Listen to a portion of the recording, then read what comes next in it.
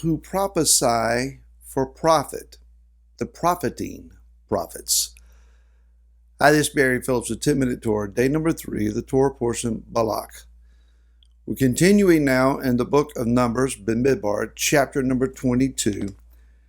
And we've read yesterday how that Balaq sent to Balaam, son of Pethor, that he would come and curse the people of Israel.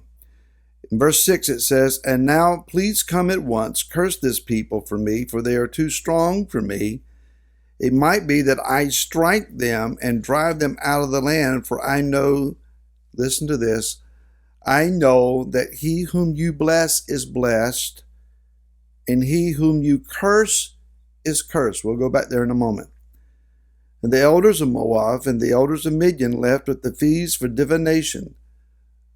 Fees, the money, the pay price for divination in their hand. And they came to Balaam and spoke the words of Balaq to him.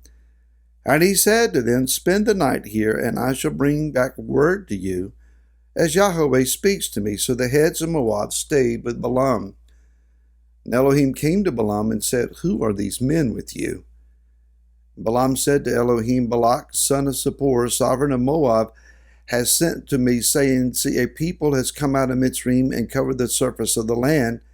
Come now and curse them for me. It might be that I am able to fight against them and drive them out." But Elohim said to Balaam, "Do not go with them.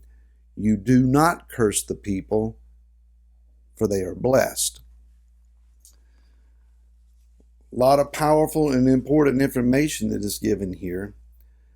Normally we get into this strong debate about whether Balaam actually was capable of hearing from Yahweh or not, and if so, what was the means by which he was able to do so. The Torah is very plain when it comes to the validity of a prophet. A prophet is always, 100% of the time, always right. A legitimate prophet will always support the validity and legitimacy of the Torah. Any prophet, it doesn't matter who they are, it doesn't matter their record for accuracy, it doesn't matter what miracles may be performed by their hands, any prophet who denies the legitimacy of the Torah is not to be listened to. Plain and simple. That would invalidate a lot of what we call modern day prophets. They may have an appreciation for Israel, but if they're preaching a grace gospel that supersedes the validity of the Torah says any prophet that tries to lure you away from the Torah, do not follow him, for Yah did not send them. Well, then how in the world do they ever get any idea of describing their prophetic messages that may come to pass? It's a long explanation, and I'll try to be very quick with this, and it involves a completely different teaching that I'll probably need to do sometime in the future. But it involves a level of the heavenly realm, the spiritual realm, and where you not only have the messengers of Yah that are moving and declaring and doing the work of Elohim at a supernatural spiritual level, but in that same realm, let's call it the second heavens. Another explanation another time.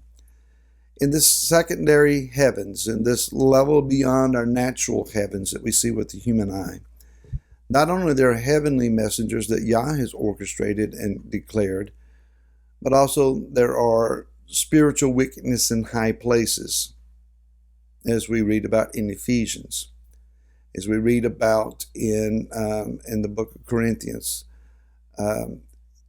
So this war area that takes place between the messengers of Yah and the messengers of darkness is also an area where those who peep and mutter, is what the King James describes it as, those who delve into sorcery and the dark arts and feel like that they're messing around in the spiritual realm to some degree. Those who are trying to read tarot readings and crystal balls, all of that kind of mystic stuff. A lot of charlatan efforts there. There are those that are demonically enhanced to get into that realm to some degree and operate. And then there are those who project themselves in very soulish, selfish, controlling, manipulating prayer lives. They're praying to Yah. They're praying in the name of the Savior, but they're not praying according to His will. They're praying according to their own will. When one is operating in that realm, they're not seeing as much as they are discerning, feeling, sensing, overhearing. There are a lot of governmental spy agencies that are constantly listening in on phone calls and emails and other kinds of correspondence. And they're listening for key words. They're listening to the traffic, to the chatter, trying to pick up on stuff. There are those who say they are prophesying, and they will say, I keep getting this image of, I keep thinking about, I keep hearing this word, and I believe it's from the Father. And what they may very well be doing is overhearing the chatter in this lower spiritual realm. That's my explanation. Balaam was such a man who would tell you what he heard for a price. It's interesting that he is equated with one who has the ability to bless and to curse. Concerning what Yah said to Abraham in Bereshit, or Genesis chapter 12, verses 1 through 3, Yah says that he would bless those that blessed Abraham. That is, he would put his divine favor upon those who put their favor on Abraham. Then he said, I will curse them that curse you. The word there in verse 3 is, I will curse, I will arar, if you want to try to transliterate A-R-A-R. And it means to bind or hem in with obstacles and to render someone powerless. He said, I will curse him who curses you. And it's a different word here the second time. It is the word kalal. Maybe you could spell that K or Q-A-L-A-L, kalal. And that is to make slight or make less than deserved or divinely intended for the object or the person. In other words, Yah will hem you in and frustrate you and render you powerless when you look at the people of Elohim that He has blessed and try to say that they're less than significant and they don't deserve the divine favor that Yah has shown them. Balaam claimed to have this ability, and Yah said to him, no.